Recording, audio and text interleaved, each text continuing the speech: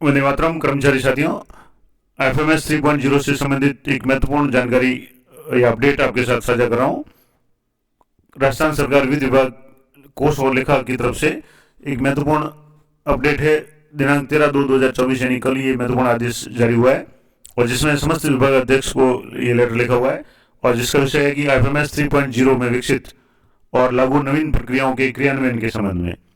तो इसके संबंध में जो लेटेस्ट अपडेट है मैं आपको बताऊंगा और भी जो कुछ शंकाएं हैं मैं आपको कोशिश करूंगा कि उनको समाधान करने का प्रयास करूं। तो इस संदर्भ में जैसे संदर्भ दिया हुआ कि वित्त विभाग का जो भी परिपत्र है दिनांक 4/10/2023 और दिनांक 27/1/2024, अब इसमें समस्त विभागाध्यक्ष को लिखा गया है कि महोदय उपरोक्त विषयांतर्गत वित्त विभाग के संदर्भित परिपत्रों द्वारा एफएमएस 3.0 के अंतर्गत कार्मिकों के मास्टर डाटा संधारण, रजिस्ट्रेशन, संवेतन बिल जनरेशन एवं कार्यालयाध्यक्ष घोषित करने की प्रक्रियाओं का संचालन 1 फरवरी 2024 से किए जाने हेतु निर्देशित किया गया है, जिसके क्रम में उक्त प्रक्रियाओं के संबंध में ऑनलाइन प्रशिक्षण 31/1/24 में दिनांक और 9/2/2024 तक प्रतिदिन 4 सत्रों में आवरण वितरण अधिकारियों हेतु आयोजित किए जा चुके हैं। इसके अतिरिक्त दिनांक 9/2/2024 और 12/2/2024 को विभाग में पदस्थापित वित्तीय सलाहकारों और उनके प्रतिनिधि अधिकारियों हेतु निदेशालय कोष और लेखा विभाग में विस्तृत जानकारी और प्रशिक्षण सत्र भी सफलतापूर्वक आयोजित किया जा चुका है, यानी काफी ट्रेनिंग सेशन हो चुके हैं इसके संबंध में। अब इसमें और लिखा हुआ कि वित्त विभाग के संदर्भित परिपत्रों द्वारा एफएमएस 3.0 के अंतर्गत लागू की जा चुकी उक्त प्रक्रियाओं के संबंध में विभागों, कार्यालयों या आवरण वितरण अधिकारियों यानी डीडीओ की सुविधा के लिए दृष्टिगत रखते हुए उक्त प्रक्रियाओं के संबंध में दिनांक 14/2 यानी आज से दिनांक 29/2 तक प्रत्येक कार्य दिवस को सभी विभागों, कार्यालयों या आवरण वितरण अधिकारियों हेतु 11:30 AM से एक ऑनलाइन व्यवहारिक प्रशिक्षण सत्र आयोजित किया जा रहा है। तो सबसे इंपॉर्टेंट बात है कि आज से 11:30 AM पे यानी 11:30 से ऑनलाइन प्रशिक्षण शुरू होगा। अब वो प्रशिक्षण कैसे होगा, तो उसके लिए जिसमें विभागों या कार्यालयों को प्रशिक्षण देने के साथ साथ उन्हें आ रही व्यवहारिक कठिनाइयों का समाधान भी किया जाएगा और इस हेतु लिंक है संबंधित कोषाधिकारी से प्राप्त किया जा सकेगा। यानी जो भी ट्रेनिंग होगी उसका लिंक होगा और वो लिंक आपके ट्रेजरी से मिलेगा। अब इस संबंध में जो 2-3 जिलों के जो आदेश आए हुए मैं आपको कुछ वो भी आपको बताऊंगा। और एफएमएस 3.0 के जिला स्तर पर क्रियान्वयन और हेल्प डेस्क इशू हेतु कोषाधिकारियों को नोडल अधिकारी नियुक्त किया गया है। अतः वित्त विभाग द्वारा जारी संदर्भित परिपत्रों से लागू की गई प्रक्रियाओं के सुगम संचालन हेतु आपके विभाग के अधीन समस्त कार्यालयों, आवरण वितरण अधिकारियों को संदर्भित परिपत्रों द्वारा उनके स्तर पर की जाने वाली कार्रवाई समयबद्ध रूप से किए जाने एवं ऑनलाइन व्यवहारिक प्रशिक्षण संबंधित कोष कार्यालय से समन्वय कर भाग लेने हेतु निर्देशित करा है।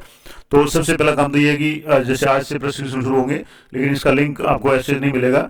आपको अपने जिले के जो भी ट्रेजरी ऑफिसर है या जिला कोषाधिकारी है उनसे संपर्क करना पड़ेगा। और इसके संबंध में जो 2 आदेश मैं आपको बता दूं अलग अलग जिलों के जो जारी हुए हैं वो भी आपको बता देता हूँ। और एक साथी का कमेंट आया था कि आप गलत सूचना दे रहे हैं, तो मैंने आपको पिछले वीडियो में बताया था कि जब वेरिफिकेशन करते हैं तो जब एम्प्लॉय वेरिफिकेशन में सबसे अंत में सबमिट का ऑप्शन नहीं आ रहा है। कब नहीं आ रहा है कि जब सारे जो टिक मार्क जो है वो आप एकदम अच्छी तरह से कर लेंगे तब आपके सबमिट का ऑप्शन आएगा। लेकिन अभी तक मैं आपको क्लियर कर दूं कि अभी तक शिक्षा विभाग की तरफ से एम्प्लॉय की वेरिफिकेशन के लिए या वेरीफाई करना है या नहीं करना है, एम्प्लॉय को अपने स्तर से डाटा अपडेट करना है या वेरीफाई करना है, कोई डॉक्यूमेंट अपलोड करना है नहीं करना है, ऐसा कोई निर्देश नहीं आया है। जो भी आदेश आ रहे हैं उसी के अनुसार मैं भी वीडियो बना रहा हूँ, अन्य साथी जो भी है वो भी बना रहे हैं। तो कृपया कन्फ्यूज नहीं हो और मैं हर वीडियो में या हर कमेंट में आपको कहता हूँ कि थोड़ा सा आप धैर्य रखें। अगर आपका मैपिंग नहीं हुई है, वीडियो में रोल शो नहीं हो रहे, तो कल एक पूरी लिस्ट जारी हुई थी 142 पेज की वीडियो की, जिसमें अगर आपके वीडियो का भी नाम है, जिसमें वीडियो का नाम, ऑफिस आईडी और कार्यालय का नाम अगर सब दिए हुए हैं तो उसमें आप चेक करें। अगर आपका नहीं है तो आप सबसे पहले अपने वीडियो की आईडी को एचओडी को मेल भेज करके लिंक करवाएं, तभी आपके जो भी रोल है वो असाइन होंगे और आपके आगे का प्रोसेस शुरू होगा। और एम्प्लॉय लेवल पे अभी तक जैसे मैंने कल शाम तक चेक किया था तो एम्प्लॉय वेरिफिकेशन या एम्प्लॉय डिटेल्स के ऑप्शन अभी काम नहीं कर रहे हैं। तो जैसे जैसे ये शुरू हो जाएगा, धीरे धीरे ये सारा प्रोसेस हो जाएगा।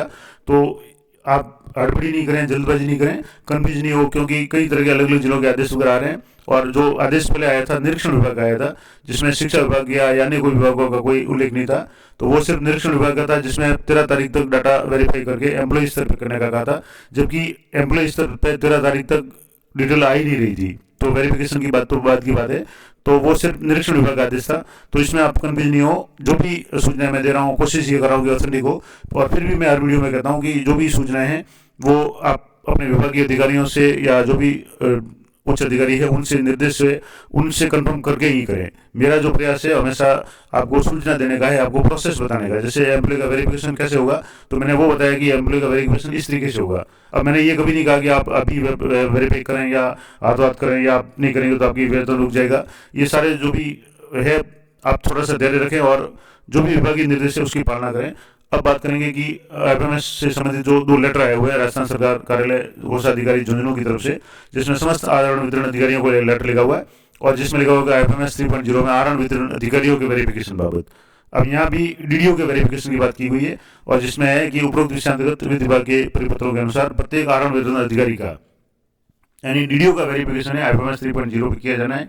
और वो आहरण जो भी वेरिफिकेशन होगा वो ट्रेजरी लेवल पे होगा या जिस भी लेवल पे होगा, तो इस हेतु आहरण वितरण अधिकारी संबंधित कोष या उपकोष आपका जो भी ट्रेजरी सब ट्रेजरी है उसमें वेरिफिकेशन हेतु सूचना है वो ईमेल पे भेजनी है। कौन कौन सी सूचना भेजनी है, और 15/2 तक भेजनी है, यानी कल तक भेजनी है, जिसमें आपके कार्यालय का office ID, DDO code, DDO का नाम और पद, डीडीओ की ईमेल एम्प्लॉय आईडी आरजे वाली, इसके अलावा डीडीओ के मोबाइल नंबर और डीडीओ का ईमेल आईडी, ये सारी चीज़ें आपको अपने संबंधित जिले की जो भी ट्रेजरी है उनको भेजनी है।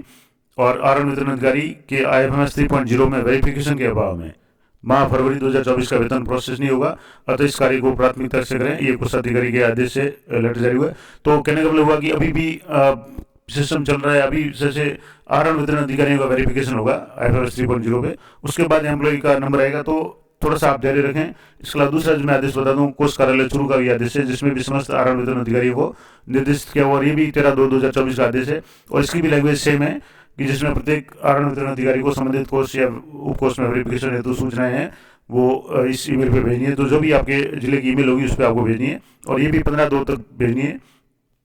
और इसमें भी जो सूचना मांगी गई है वही है, ऑफिस आईडी है, डीडीओ कोड है, डीडीओ का नाम है, डीडीओ का पद है, डीडीओ की एम्प्लॉय आईडी, डीडीओ के मोबाइल नंबर, डीडीओ के ईमेल आईडी वगैरह ये सारे हैं। और ये भी आपको जैसे ये नहीं करेंगे तो फरवरी का माह वेतन का जो है वो प्रोसेस नहीं होगा। तो ये सारा काम पहले डीडीओ की वेरिफिकेशन होगा, उसके बाद अन्य जो भी काम होंगे।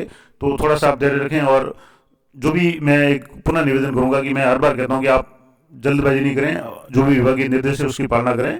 और कृपया एक निवेदन रहेगा कि जो भी आप कमेंट करें पहले पूरी जानकारी देख कर ही कमेंट करें। और अगर आपको जानकारी अच्छी लगे तो दूसरे व्यूअर्स है जिनको भी जानकारी उपयोगी लगी है वो भी जरूर कमेंट करें। तो मिलते हैं नेक्स्ट वीडियो में, तब तक जय हिंद, जय भारत।